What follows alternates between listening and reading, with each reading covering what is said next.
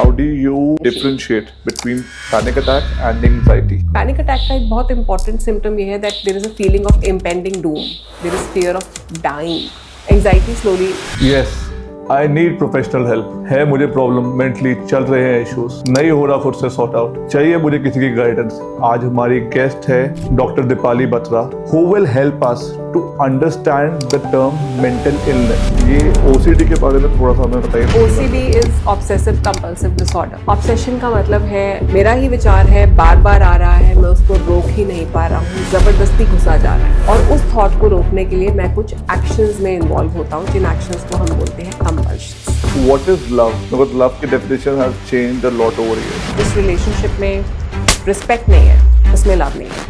ये mail heart break के ऊपर बहुत ज़्यादा चीज़ें सुनने को आती है, इसके बारे में थोड़ा सा हमें बताइए ना मैम। किस लेवल तक सीवियर हो जाता है मैम ADHD? देखिए, सीवियर है अगर किसी को, आप ये देखेंगे कि वो बच्चा अपने पोटेंशियल के हिसाब से परफॉर्म नहीं कर पा रहा है। So let's start our conversation with Dr. Dipali Batra on Let's Talk with Akhil. Ma'am, thank you so much for coming on our podcast. Thank you. Ma'am, before we start with all the issues and everything I want to discuss, before that I want to know a little about you. My professional journey in psychology has been very long. मतलब मुझे almost 20 to 21 years हो चुके हैं practice करते हुए independently after my MPhil in medical and social psychology. So इस पूरी journey में बहुत सारी चीज़ें रही हैं। मैंने डिफरेंट हॉस्पिटल सेटअप्स में वर्क करा है, डिफरेंट तरह के क्लाइंटेल के साथ वर्क करा है, जैसे जिन लोगों को कोर मेंटल हेल्थ इश्यूज हैं, जिनको रिलेशनशिप कंसर्न्स हैं, जिनको न्यूरोलॉजिकल इश्यूज हैं, जिनको डायबिटीज़ है, जिनको गैस्ट्रिक इश्यूज हैं। सो बेसिकली मेंटल हेल्थ हर एरिया में आई थिंक मेंटल हेल्थ का बहुत सिग्निफिकेंट रोल है। एंड इवन लास्ट 10 ईयर्स में corporate workshop, school workshops, college workshops में, अवेयरनेस प्रोग्राम्स, NGOs में, ओल्ड एज होम्स में।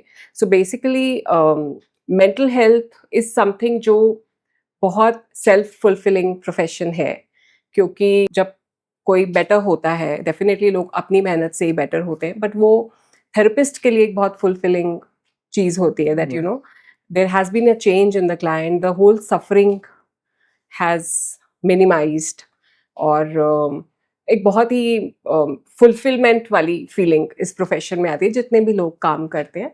सो पहले मैंने अपनी ग्रेजुएशन करी, फिर पोस्ट ग्रेजुएशन करी, उसके बाद MPhil करी, and that has been my career, and I have been practising in Delhi mostly. So ma'am, what is the difference between a psychologist and a psychiatrist? So basically psychologist वो होते हैं जिन्होंने post graduation करी होती है psychology में। Clinical psychologist वो होते हैं जिन्होंने MPhil करी होती है क्लिनिकल साइकोलॉजी में। अब MPhil का डिग्री चेंज होके अब दूसरी डिग्री करनी होती है to become a clinical psychologist. And psychiatrist वो होते हैं जिन्होंने पहले MBBS करी होती है, उसके बाद उन्होंने MD करी होती है साइकेट्री में, and they are proper medical doctors.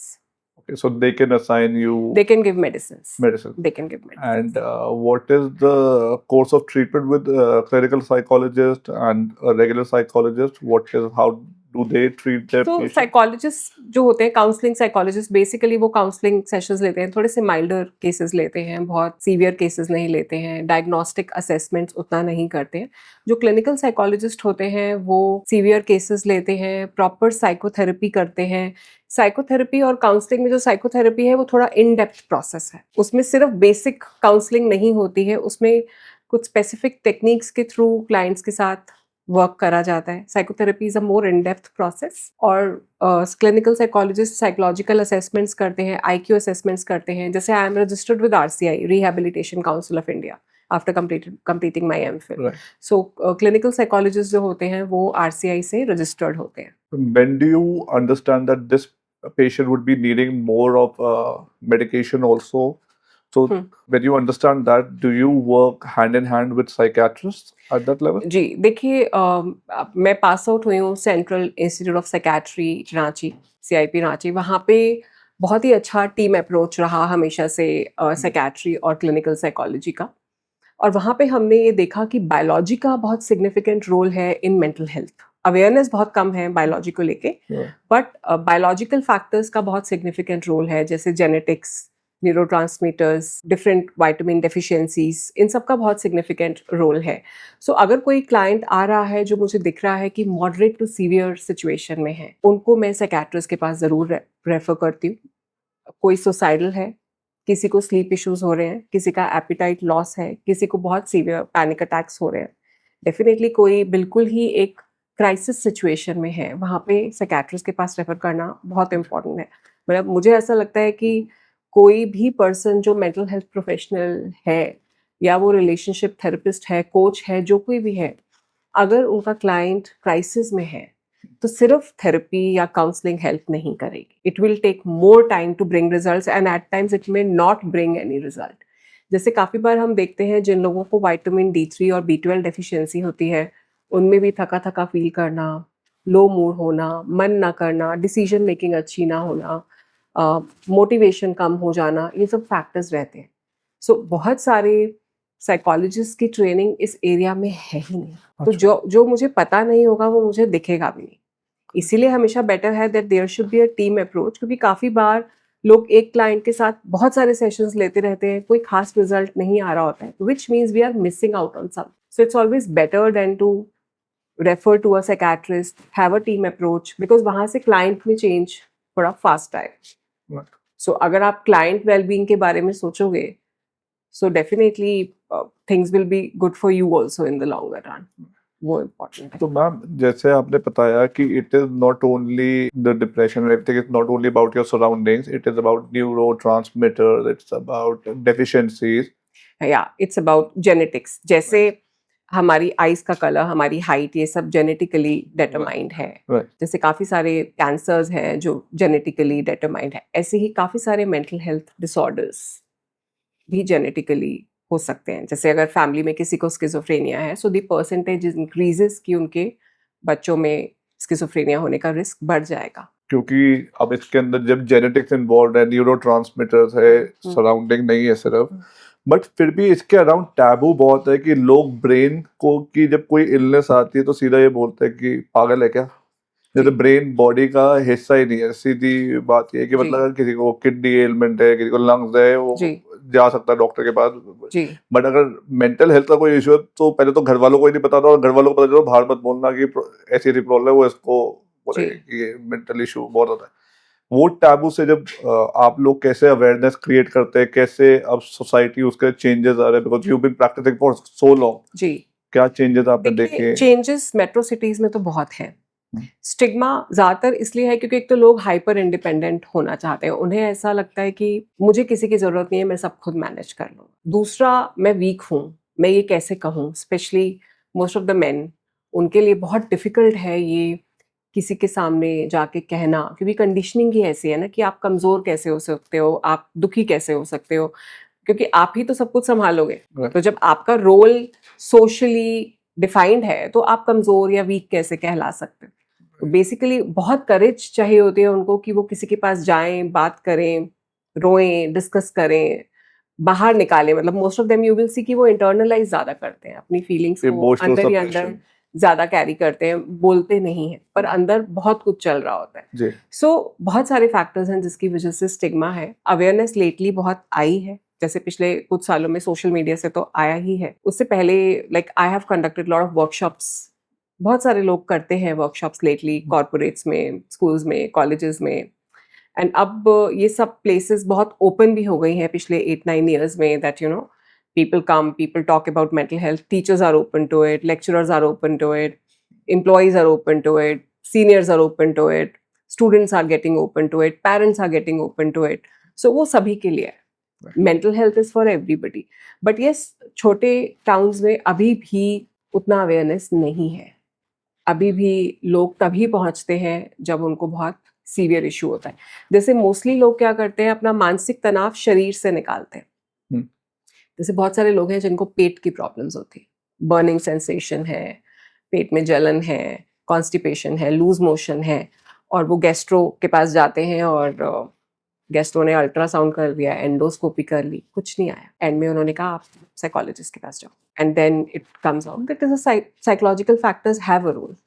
Right. कि जितना मानसिक तनाव होगा उतना आप देखेंगे लोगों को हेडेक होता है, कुछ लोगों को बहुत बॉडी पेन रहता है, कुछ लोगों का पेट मोस्टली खराब रहता है, कुछ लोगों को चक्कर बहुत आते हैं, कुछ लोगों को चेस्ट पेन होता है, फिर वो अपना ईसीजी कराते हैं, फिर कार्डियोलॉजिस्ट को बोलते हैं कि आप स्ट्रेस बहुत ले रहे हो, देन दे सो लेटली ये वाले रेफरल्स बहुत हो गए हैं, जहाँ पे doctors have started lately for last few years referring more and more to people to psychologist की स्ट्रेस की वजह से stress related reach out issues करें। हाँ, तो अब लोगों को बताया जा रहा है, लोगों को पहले पता ही नहीं होता, अभी भी नहीं पता होता बहुत लोगों को कि अच्छा ये साइकोलॉजिस्ट के पास जाना होता है, अच्छा ये कौन होते हैं, अभी भी ऐसा है। पर अब लोग पढ़ते हैं, थोड़ा समझने की कोशिश करते हैं कि शारीरिक लक्षण होते हैं और काफी बार उन शारीरिक लक्षणों का कारण मानसिक तनाव होता है। आपने कहा कि अब अवेयरनेस सोशल मीडिया के थ्रू बहुत ज्यादा आ रही है, जी बट अब सोशल मीडिया के थ्रू एक और प्रॉब्लम भी तो बहुत ज्यादा आ रही है ना मैम, जी। लोग सेल्फ डायग्नोसिस में आ रहे हैं जी। और जैसे ही बैड रिलेशन से निकलते हैं तो अपनी एक्स को नार्सिसिस्ट बोल देते हैं विदाउट नोइंग द मीनिंग, और खुद ही कि मेरे को ये वाली प्रॉब्लम चल रही होगी, मैं इसके लिए ऐसा वाला इलाज कर लेता हूँ या ये करता हूँ, I am going through something, मेरे बचपन का ट्रॉमा, मेरे पेरेंट्स ने मेरे साथ ऐसे किया, they are diagnosing it themselves. हाँ, सो लेटली देखिए सोशल मीडिया का फायदा ये है कि अवेयरनेस बढ़ रहा है, लोग अब स्टिग्मा हट रहा है क्योंकि लोगों को लग रहा है कि वो अकेले नहीं है और बहुत लोग हैं जो सफर कर रहे हैं। बट उसमें क्या हो रहा है कि लोग टर्मिनोलॉजीज को बहुत इजीली यूज कर रहे हैं। मेरा कॉफी का कप गिर गया तो मुझे ट्रॉमा हो गया, मेरी ये ड्रेस नहीं मिली तो आई एम ट्रॉमेटाइज, मेरी फ्रेंड ने मेरा फोन पिक नहीं किया so I am traumatise. So terminologies बहुत इजीली यूज हो रही है, जैसे काफी सारी इजीली बोल देना कि आप मुझे गैस लाइट कर रहे हैं, है ना, इस तरह के टर्म्स यूज करना। जैसे अभी एक क्लाइंट आई, उन्होंने कहा कि मैम मुझे लगता है कि मेरे हस्बैंड नार्सिसिस्ट हैं। एक कॉन्फ्लिक्ट हुआ उनके और उनके स्पाउस के बीच में और उन्हें ऐसा लगा उनके बिहेवियर से, वर्क फ्रॉम होम कर रहे थे वो और उतना शायद घर की चीजों में पार्टिसिपेट नहीं कर रहे थे। So she read about it and she felt that I should not be living with him because he is a narcissist. Then I had to explain to her what is narcissistic personality disorder. तब उनको बताना पड़ा कि traits में और disorder में क्या फर्क होता है। अगर किसी ने कभी अपने बारे में सोच लिया, थोड़ा ज्यादा सोच लिया, इससे वो नार्सिसिस्ट नहीं बन जाता। उसके बाद देन शी रियलाइज्ड कि वो जो डायग्नोस्टिक एक प्रोसेस स्टार्ट हो गया है, क्योंकि जब आप सोशल मीडिया में एक और चीज है ना, अगर मैं नार्सिसिज्म पे रील्स देखूंगी तो मेरा पूरा एल्गोरिथम वही बन जाता है, तो फिर वही आएगा मेरे पास, वो मुझे और फ्यूल करेगा और मैं अपने पार्टनर, फ्रेंड्स या किसी के अंदर वही वाली ट्रेट्स देखने लग जाऊंगी क्योंकि वो मुझे दिखा रहा है। सो मुझे ये भी समझना है कि मैं इन्फ्लुएंस कैसे हो रही हूँ। So I have to understand the cause of it. तो मैम आपने नार्सिसिस्ट से जो डिस्कशन किया, थोड़ा सा इसी के सिम्टम्स और ट्रेट्स के बारे में करते हैं, फिर मैं आपसे ADHD और थोड़ा एंग्जाइटी इन सब के बारे में थोड़ा करके बात करें। बट नार्सिसिस्ट क्योंकि आजकल टर्म हमने काफी सुना, उसके बारे में थोड़ा सिम्टम्स, ट्रेट्स और इसका डिसऑर्डर एग्जैक्टली होता क्या है? देखिए, डिसऑर्डर होने के लिए ग्रुप ऑफ सिम्टम्स होना जरूरी है। और नार्सिसिज्म में एक पैटर्न होता है of there is a enduring sense of grandiosity, then there is complete lack of empathy, दूसरे के बारे में सोचना ही नहीं, उनके दर्द को महसूस ही ना कर पाना, एक फेक सेल्फ एस्टीम होना। दूसरा उस पे जब लैक ऑफ एम्पैथी होता है, उसके साथ साथ बहुत ज्यादा डिजायर ऑफ एप्रिसिएशन, एडमायरेशन, कि कोई मुझे कॉन्स्टेंटली अप्रिशिएट करता रहे, मुझे एडमायर करता रहे। उस प्रोसेस में गैस लाइटिंग बहुत ज्यादा होता है, क्योंकि जो पर्सन नार्सिसिस्टिक पर्सनालिटी डिसऑर्डर से सफर कर रहा होता है वो दूसरे की रियलिटी को बिल्कुल डिसमिस कर देता है, रियलिटी को बिल्कुल चेंज ही कर देता है। जैसे सिचुएशन एक्स हुई थी, ये पर्सन उस चीज को वाई बना देता है। तो जो एक्स है उसको, उनके पार्टनर को ऐसा लगता है कि मतलब मेरे को गलत लग रहा था, मतलब मैं ही गलत थी या था, मतलब मुझे को देखना नहीं आता, मतलब यही सही थे। मैनिपुलेशन कुछ इस तरह से रहता है।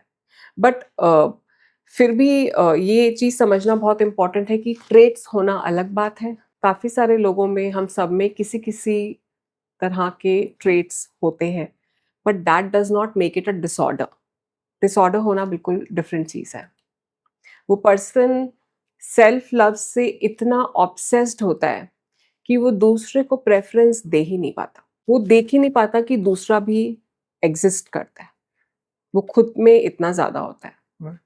वो वही वाली बात है ना मैम कि आपने छींक मारी और उसके सिम्टम बोले कि मेरे को छींक आई इस टाइम पे 2 बार, तो इसका क्या है, वो सीधा गूगल उसके अंदर कैंसर के सिम्टम साथ में लिस्ट कर देता है, तो लोग वैसा सोचने लग जाते हैं। बिल्कुल ठीक बात है ना। आप देखिए कि अगर आज हम हेडेक डालेंगे गूगल पे, that I have headache, what does it mean? सबसे ऊपर जो है सबसे ज्यादा डरावनी चीज आएगी, राइट, क्योंकि सबसे ज्यादा क्लिक्स उसी पर होते हैं। नेगेटिव पर क्लिक सबसे ज्यादा अच्छा। होगा तो वो उसको सबसे ऊपर रखेगा और फिर हम उससे डर जाएंगे। जैसे अभी मैं एक क्लाइंट से डील कर रही हूँ, उनके फादर की डेथ हुई है कोविड में और इनको कुछ टाइम से चेस्ट पेन, घबराहट होने लग गई टू एन एक्सटेंट कि अगर उनको दिल्ली से बाहर भी काम से जाना है तो वो दिल्ली छोड़ के नहीं जा पा रहे थे। तो वो काफ़ी टाइम तक एक फिजिशियन के पास गए, उस फिजिशियन ने उनको मेरे पास भेजा, पर इनको पैनिक अटैक्स काफ़ी ज़्यादा थे और अभी फर्स्ट सेशन ही हुआ था मेरे साथ। And then I psycho educated कि मैं कौन हूँ, मेरा क्या रोल है, क्यों उस फिजिशियन ने आपको मेरे पास भेजा है, क्यों उस फिजिशियन ने कहा है कि आप दीपाली मैम के पास चले जाओगे तो आपको मेरे पास आने की ज़रूरत नहीं पड़ेगी। उन्होंने भी एंटी एंग्जाइटी मेडिसिन स्टार्ट करी। फिर वो मेरे पास आए, फर्स्ट सेशन हुआ, उसके बाद उनको मैंने साइकियाट्रिस्ट के पास रेफर करा। अब 1 मंथ हो गया है, he is much better.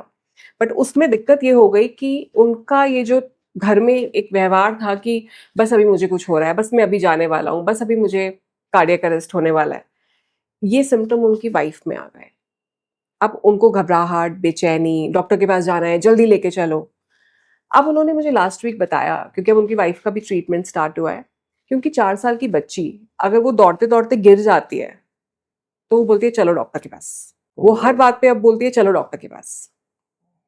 So basically क्या होता है कि सिम्पटम्स डिस्प्लेस होते रहते हैं, एक पर्सन से दूसरा, दूसरे से तीसरा, क्योंकि हम बिहेवियर ऑब्जर्वेशन कर रहे हैं ना, उससे हम पर बहुत ज़्यादा इम्पैक्ट हो रहा है। ग्रेजुअली जब अवेयरनेस बढ़ता है और एक चेंज आता है, पर्सन में होप आती है, तो मेंटल हेल्थ इश्यूज भी काफ़ी इम्प्रूव होते हैं। और वो समझ रहे हैं कि वो हर रोज़ उसको बोल के जाते हैं कि हम डॉक्टर के पास जा रहे हैं, हम इसके पास जा रहे हैं, हम यहाँ टेस्ट कराने जा रहे हैं, क्योंकि मेरे पास आने से पहले उन्होंने बहुत डॉक्टर शॉपिंग करी।